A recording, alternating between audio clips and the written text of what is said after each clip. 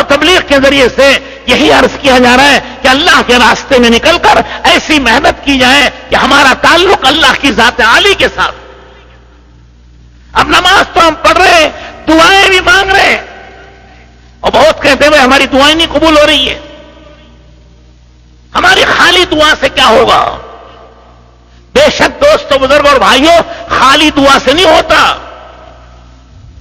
اس دعا کے ساتھ اللہ کا یقین بھی ہو, اس دعا کے ساتھ اللہ کا ڈر اور خوف بھی ہو, اس دعا کے ساتھ اللہ کے رسول کی سنت والی زندگی بھی ہو, تو پھر وہ دعا قبول ہوتی. ارے 1.25 لاکھ نبیوں نے دعا مانگی, سب کی قبول ہوئی. 2 لاکھ صحابہ نے دعا مانگی, سب کی قبول ہوئی. کروڑوں اولیاء اللہ دعا مانگ رہے, سب کی قبول ہو رہی ہے. میری اور آپ کی کیوں نہیں قبول ہو رہی ہے؟ معلوم ہوا کہ کوئی خرابی ہے اس میں. ساری دنیا میں کاریں چلتی ہیں, میری کار نہیں چل رہی ہے, تو کیا مطلب؟ کیا آج کل کے زمانے میں کار نہیں چلتی؟ نہیں چلتی ہے. دیکھو تمہارے پیٹرول کے پائپ میں کہیں کچرا اٹک گیا ہے, کچرا صاف کرو, پھر یہ گاڑی چلنے لگے گی. ساری دنیا کی چل رہی ہے تو ہماری کیوں نہیں چل رہی ہے؟ یہ کچرا اٹکا کہیں, کہیں کمائی میں کوئی گڑبڑ تو نہیں؟ ایک بزرگ کہتے میں نے اپنے دوست کے ہاں دعوت کھائی تو 6 مہینے تک تہجد نصیب ہوئی. اس کے انوارات و برکات محسوس ہوتے تھے. پھر ایک زمانے کے بعد ایک اور دوست کے ہاں دعوت کھائی, کھانا کھا کر آیا, تھوڑی دیر میں مجھے زنا کرنے کا شوق پیدا ہوا. میرے دل میں خیال آیا کہیں جا کے منہ کالا کروں. کیا مطلب؟ حرام لقمہ کھایا تھا, حرام کا شوق ہوا. پہلے حلال لقمہ کھایا تھا, حلال کا شوق ہوا تھا. اسی لیے اللہ نے حکم دیا کلوا من الطیبات واعملوا صالحا, پاک روزی کھاؤ اور پاکیزہ عمل کرو. لقمہ حلال کا پیٹ میں جائے گا, حلال اچھے عمل کا شوق آئے گا. حرام لقمہ پیٹ میں جائے گا, حرام کا شوق آئے گا. ارے جیسے ظاہری طور پر اچھا تازہ کھانا کھاؤ, گرم گرم تازہ کھانا کھایا, صحت ملے گی, قوت ملے گی. اس کے مقابلے میں 3-4 دن کا باسی کھانا, سڑا ہوا کھانا کھاؤ, کیا ہوگا؟ خون خراب ہوگا, تنبل آئیں گے, خارش آئے گی, بیماریاں پھیلیں گی. کیا پورا کھانا کھایا, بیماری آئی, تازہ کھانا کھایا, اس میں صحت ملی تھی. ایسے ہی حلال لقمہ کھائیں گے, تہجد کا شوق ہوگا, قرآن کا شوق ہوگا, ذکر کا شوق ہوگا, نماز کا شوق ہوگا.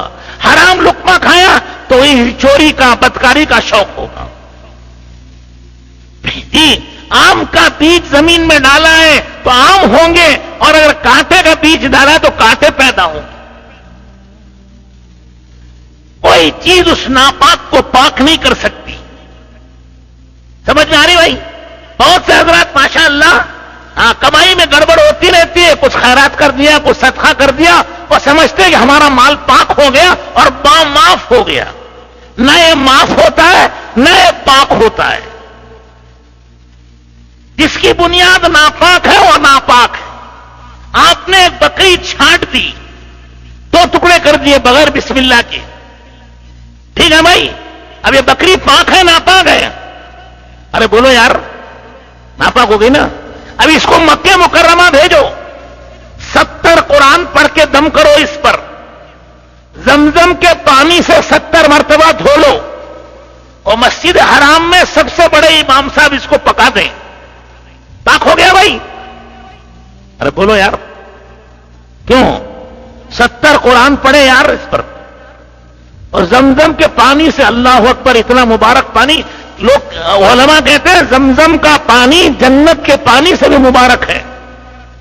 اور 70 مرتبہ دھویا, اور مسجد حرام میں پکایا, اور 20 لاکھ حاجیوں کو جو نماز پڑھاتے ہیں بڑے امام صاحب, انہوں نے پکایا, پاک ہو گیا؟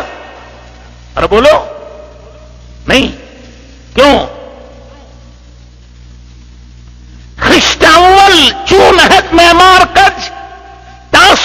تعمیر اور دیوار کچ، اینٹ پہلی دیوار کی پہلی اینٹ ٹیڑھی رکھی ہے، ابھی آسمان تک بھی دیوار جائے گی ٹیڑھی جائے گی،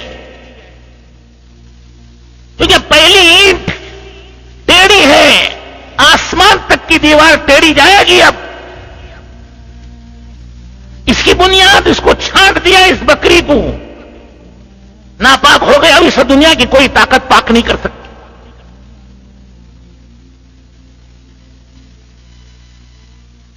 اگر ہماری کمائیوں کے اندر قرآن و حدیث کی روشنی کے خلاف ہے، اپنی منمانی ہے اور غلط طریقے سے پیسہ آ گیا، اس کو خیرات کر دو، معاف، کچھ بھی کرو وہ معاف نہ ہوگا نہ پاک ہوگا۔ اب اس نماز پڑھے گا، کوئی نماز قبول نہیں ہے۔ اسی لیے حدیث میں آتا ہے بعض لوگ خشک کھال والے، بکھرے ہوئے بال والے پوری رات پکارتے ہیں، یا اللہ یا اللہ یا ربنا یا ربنا، انا لک الاستجابہ، قبولیت کہاں سے آئے گی؟ لقمہ حرام کا، کپڑا حرام کا۔ اللہ پاک ہے، پاکی کو قبول کرتے ہیں۔ صرف کمانا فرض نہیں، حلال کمانا فرض ہے۔ حضرت عبد الرحمن ابن عوف رضی اللہ تعالیٰ عنہ کروڑ پتی صحابی ہیں، ان کی کمائی ہماری نمازوں سے زیادہ مبارک ہے، خالص حلال پاک نورانی۔ ایک مرتبہ ان کی تجارت کا سامان آیا مدینہ منورہ میں، پورا مدینہ منورہ کی ساری گلیاں بھر گئی، اونٹ گھوڑے سامان، ایک شور ہنگامہ ہو گیا۔ حضرت عائشہ رضی اللہ تعالی عنہا نے خادمہ کو بھیجا کہ دیکھو مدینے پر کس نے حملہ کر دیا ہے۔ وہ باہر نکل کے دیکھا کسی نے حملہ نہیں کیا ہے، عبد الرحمن ابن عوف رضی اللہ تعالیٰ عنہ کی تجارت کا قافلہ آیا۔ تو حضرت عائشہ رضی اللہ تعالیٰ عنہ نے فرمایا کہ میں نے اسی لیے سنا ہے کہ میرے صحابہ سب جنت میں چلے جائیں گے، مجھے عبد الرحمن ابن عوف کا انتظار ہوگا، وہ بہت دیر میں آئیں گے۔ کانپتے کانپتے یہ آواز آہستہ آہستہ حضرت عبد الرحمن ابن عوف رضی اللہ تعالیٰ عنہ تک پہنچ گئی۔ حضرت عبد الرحمن ابن عوف آئے گھر اور حضرت عائشہ رضی اللہ تعالیٰ عنہ سے پوچھا کہ اماں جان آپ نے میرے بارے میں حضور سے کیا سنا ہے؟ انہوں نے فرمایا کہ میرے تمام صحابہ جنت پہ چلے جائیں گے اور مجھے تمہارا انتظار ہوگا، میں عبد الرحمن ابن عوف کا انتظار کروں گا، وہ بہت دیر میں آئیں گے ہانپتے کانپتے۔ میں پوچھوں گا کہ عبد الرحمن کہاں رہ گئے تھے؟ وہ کہیں گے کہ یا رسول اللہ حساب میں اٹکا ہوا تھا۔ یہ عبد الرحمن ابن عوف ہیں جن کو رسول اللہ صلی اللہ علیہ وسلم نے جنتی ہونے کی بشارت دی ہے۔ پھر بھی حساب تو ہوگا، حساب تو حلال ہی کا ہے، حرام کا حساب نہیں ہے، حرام پر تو عذاب ہی عذاب۔ حساب جو ہوگا وہ حلال کا ہوگا۔ تو بہرحال بزرگوں اور دوستوں اور بھائیوں، نمازیں قبول ہوتی ہیں، دعائیں قبول ہوتی ہیں، اللہ پاک حالات کو بناتے ہیں، اس کی زندگی بنتی ہے، لیکن شرط یہ کہ رسول اللہ صلی اللہ علیہ وسلم کے طریقے پر اس کی زندگی جائے۔ بزرگوں اور دوستوں اور بھائیوں، پھر اسے اللہ جل شانہ دنیا میں بھی چین کی زندگی دیتے ہیں اور آخرت میں بھی چین کی زندگی دیتے ہیں، ورنہ اس کی دنیا کی زندگی بھی بے چینی کے ساتھ، اور قبر میں جائے گا، قبر میں عذاب و مصیبت، اور حشر میں اٹھے گا تو وہاں رسوائی اور ذلت، اور پل صراط پر جائے گا، اللہ حفاظت فرمائے۔